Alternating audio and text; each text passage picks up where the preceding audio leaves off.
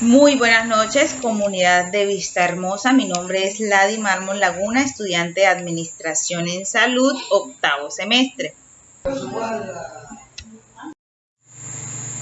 Origen del conflicto armado, causas y consecuencias. Contexto histórico del conflicto armado.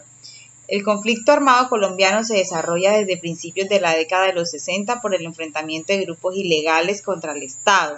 Las principales comunidades afectadas han sido los campesinos, los indígenas, los afrocolombianos y demás grupos poblacionales étnicos, los cuales en su mayoría han sufrido de forma más directa este conflicto interno. Causas, origen. Una de las principales causas de la longevidad de nuestro conflicto armado, su influencia y la manera como ha interactuado con las guerrillas y el paramilitarismo ha sido el narcotráfico, el cual es una de las causas principales por la cual este conflicto aún existe. Consecuencias, afectaciones a la sociedad. El conflicto colombiano ha generado graves problemas sociales, económicos, políticos y culturales. Algunas consecuencias que podríamos mencionar son las miles de muertes, desapariciones forzadas, los millones de desplazados, los despojos de tierras, el reclutamiento de menores de edad, el aumento de la pobreza extrema, el estancamiento económico y el aumento del narcotráfico. Normativa para la atención y reparación integral a las víctimas. La Ley 1448 del 2011 nos dice que la normativa en defensa de las víctimas ha tenido muchos cambios en la medida que ha pasado el tiempo y en desarrollo del mismo conflicto armado. Actualmente, la reglamentación legal y jurídica para brindar una reparación y atención integral a las víctimas se encuentra plasmado en esta ley. Esta ofrece el mecanismo necesario para lograr la reparación integral de todo el dolor que han sufrido aquellas personas que han sido víctimas del conflicto armado.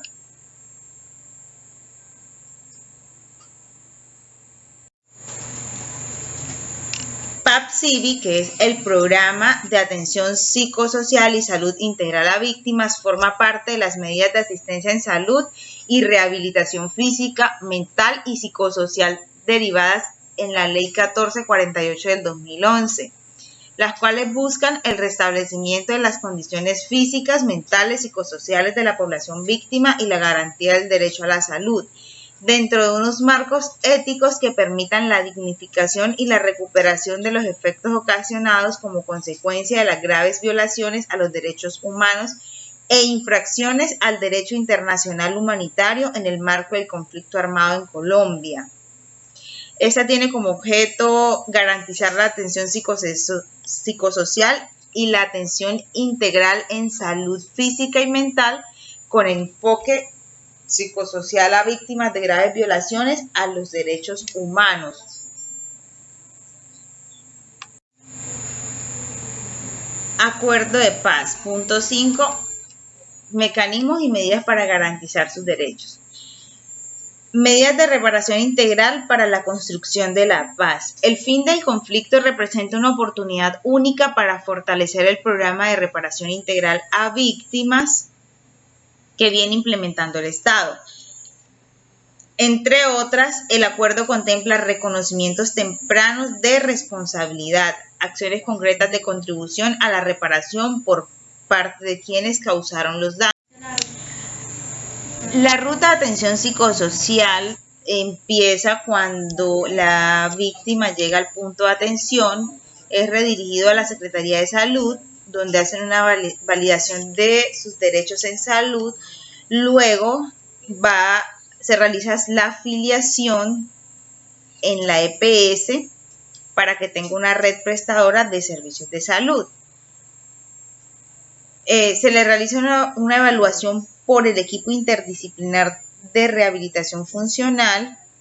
Si requiere rehabilitación física, mental o sensorial, es dirigido a atención psicosocial, donde se le brinda una estrategia de recuperación emocional que se da en la unidad para las víctimas.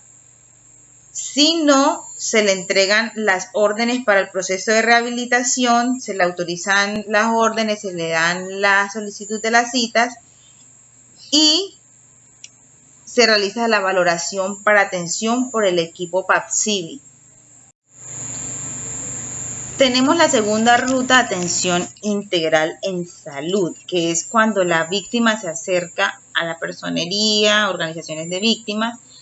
Es dirigido a la Secretaría de Salud, donde hacen una validación de sus derechos. Luego ya está afiliada ante la EPS y tiene una red prestadora de servicios de salud. Si la víctima necesita una atención a urgencias, se le realiza el triaje, se le hace un reporte de valoración, verificación de sus derechos. Si esta persona requiere otro nivel de atención, se realiza una coordinación con la entidad territorial de salud municipal para que coordine la atención a través de su red integral de prestadores. Ahora, si la víctima no necesita una atención de urgencia, sino traslado a hospitalización y atención ambulatoria, se le realiza un plan de atención integral físico y mental, donde es dirigido a servicios médico-quirúrgicos, plan de egreso, seguimiento y manejo ambulatorio. Si requiere habilitación, se da una referencia para valoración por el equipo interdisciplinario. Si no requiere la rehabilitación, se necesita solamente la autorización de órdenes ambulatorias y el debido seguimiento. Medidas de reparación integral son la restitución, que es la primera necesidad que se halla en la comunidad de Vistahermosa, que son las fisiológicas o básicas. La rehabilitación en segunda medida estaría implementar el programa de atención psicosocial a víctimas con el fin de mitigar el sufrimiento emocional y psicológico, reconstruyendo así su tejido social.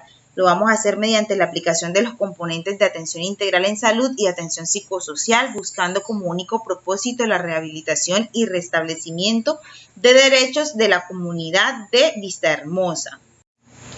Se da la indemnización administrativa, satisfacción, que según el hecho victimizante, las víctimas recibirán una compensación económica por los daños sufridos. En la satisfacción se busca que a las víctimas que se les está aplicando las medidas necesarias para garantizar su sanción.